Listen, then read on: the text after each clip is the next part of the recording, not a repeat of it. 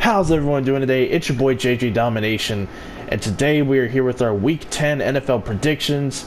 We're already 0-1 on the week. I picked the Chargers to win, the Raiders won. I'm happy that the Oakland Raiders won. I was just kind of bummed out that my pick was wrong. But, that's just how it goes. You're not going to get all these picks right. But I'm hoping to get most of them right this week. I'll tell you that. We went 8-6 last week, and what was a very interesting week in the league, to say the least. 11 out of 14 quote-unquote home teams won their games. The only reason I put the quotes was because, Jacksonville technically was a road team. That was a neutral site game in London. But anyway, let's continue. For the first game, we got the Baltimore Ravens going into Cincinnati to take on the Bengals. The Bengals do not have a win on the season, but they do have a new change at the quarterback position. That is going to be rookie quarterback Ryan Finley. Interesting enough, Ryan Finley I just kind of viewed as like an okay quarterback, but we'll see what he does in this game. Baltimore, that's a tough test, but they are coming off one of the biggest wins of their season, if not the biggest win, outside of the Seattle win, which was against New England. So, who knows? Maybe they're riding a little too high off of that. Maybe Cincinnati keeps it a close game. Their last matchup, I think, was pretty close. But this time around, I am going to pick the Baltimore Ravens just to take care of business. I think it's that simple.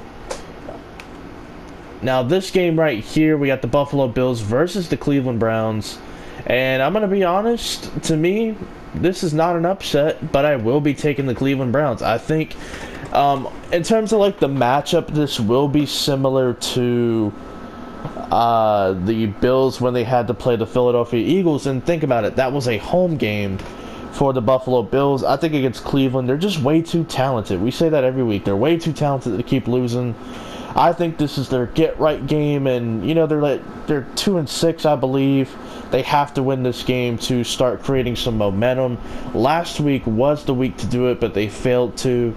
So they definitely got to get something going, to say the least. And that's all I can really say about that. As for Buffalo, we know they have a suffocating defense. Their run defense is not as good, but they do have a good secondary. But you can only cover Odell and company for so long until they beat you a couple of times. So I'm going to go with Cleveland for the win. Let's see. Panthers at Packers. This game is actually flexed at the 4:25-ish time on the East Coast. It's going to be a local game. Not a local game. It's going to be a national game, I believe, for CBS or Fox, one of the two. I'm going to go ahead and pick my Green Bay Packers to win. Very embarrassing loss against the LA Chargers. Meanwhile, the Panthers are coming off a pretty impressive win against the Tennessee Titans, where Christian McCaffrey was getting the MVP chance. It snowed earlier in the week in Green Bay. I don't know why I'm bringing that up. I guess because in Carolina it doesn't snow often, if not ever. But I'm going to be picking my Packers to win. I'm not looking at this necessarily as a get-right game, but this is definitely a game that they need to take care of business, or else they're going to be looked at as a fraud and a pretender.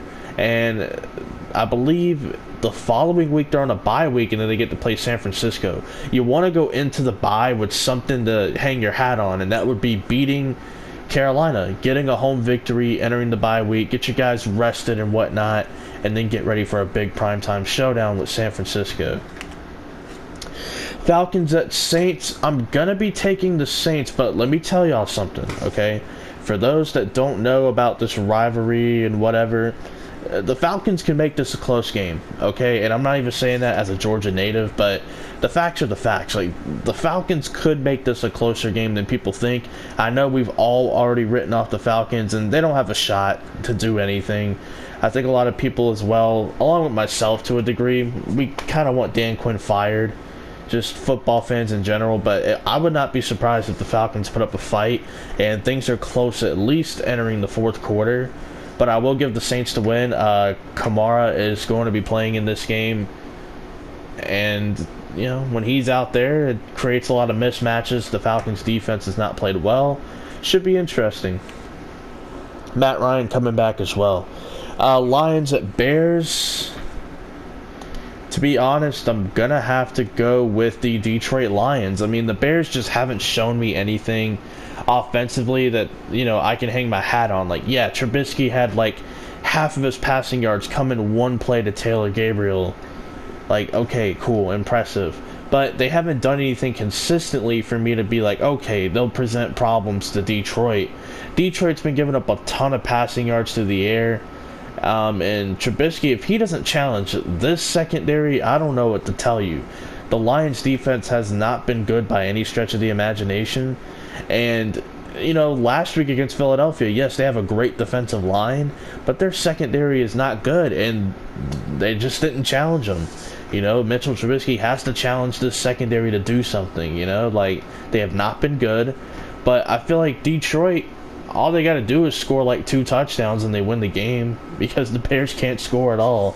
But maybe I'm wrong. Maybe the Bears put up like 47 points or something, and yeah, who knows. Giants at Jets. I mean, it's a neutral site game. They both play in the same stadium, but I'm going to go ahead and give this one to the Jets, and I don't feel good about it. But I will say the Giants will be without Evan Ingram. Daniel Jones and Sam Darnold are not really playing with the most confidence right now. Both of them could really use a win and a great statistical showing, and I feel like that will go to Sam Darnold. I mean, their defense is, better than the Giants' defense. The Giants are a little opportunistic here and there, but nothing too crazy. Whereas, the Jets, like, at the beginning of the year, it looked like it was going to be a good defense on paper, but as the year gone on, you kind of realize that their secondary shit. Front seven's good when it's healthy. I feel like this is a week for Sam Darnold to at least get some confidence going. I mean, he has been playing really bad. I mean, worse than any of us could have imagined. And I've already ranted about him enough in a few videos, so I'm just going to hold off. Jets for the win. Chiefs at Titans. I'm going to have to go with Kansas City for this one. Mahomes is coming back. They're going to have something cooking. The Titans are a really good defense. They kind of go under the radar depending on who you ask when it comes to their defense. But, I mean, if they can control the clock and have Derrick Henry run this rock, I mean, it would not surprise me at all if the Titans were able to, potentially upset the Chiefs. I just don't see it happening. I think Kansas City, with Patrick Mahomes back, is going to do his thing. Cardinals at Buccaneers. To be honest with you, this is tough, but to be honest, I think I'm going to have to go with the Arizona Cardinals. Tampa Bay, bizarrely enough, has been a better road team this year. And Arizona, all of their losses have been to teams with a 500 or better record. Tampa Bay does not have a 500 or better record, so there's kind of my logic going into it. But for me, this should be a shootout. I think Jameis Winston is capable of having another shootout type of game. He did that in Seattle against the MVP of the league, Russell Wilson. I think he could do it here against a somewhat worse defense, if not same level defense, against Arizona. And Kyler Murray, I think, is going to put on a little bit of a show in this game as well. Like, their defense is not good over there in Tampa Bay. The pass rush is, the run defense is to a degree, but that secondary is buns. He's just going to have to light them up.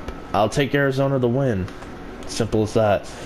Dolphins at Colts. This is going to be my lock of the week because I'm taking the Indianapolis Colts to beat the Miami Dolphins. Even with a backup quarterback, Brian Hoyer, because to be honest, I think this is going to be a game where it's going to be run heavy. I think Marlon Mack is going to run the rock at least 25 plus. And I know that seems like a lot, but against Miami in a game where you really don't have to do anything extravagant offensively, like, just run the football, keep it simple, try to play good defense. I mean, they are going up against Ryan Fitzmagic, who is anti-tanking, I guess. But yeah, that's going to be my lock of the week right there. Colts over Dolphins.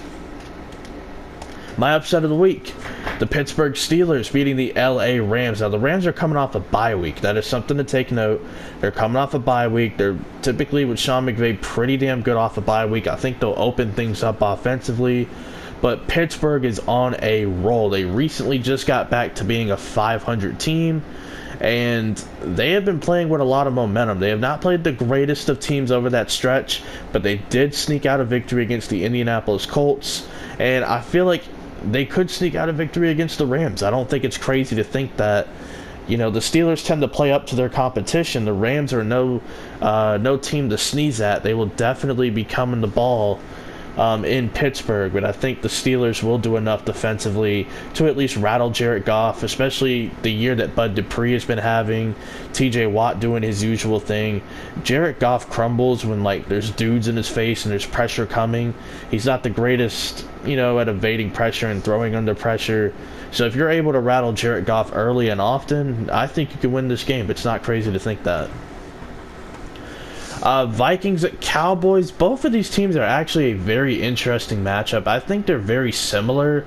The only difference for me would be that the Cowboys have a way better offensive line than the Vikings. Like, the Vikings offensive line is not terrible. To me, it's more matchup dependent than anything.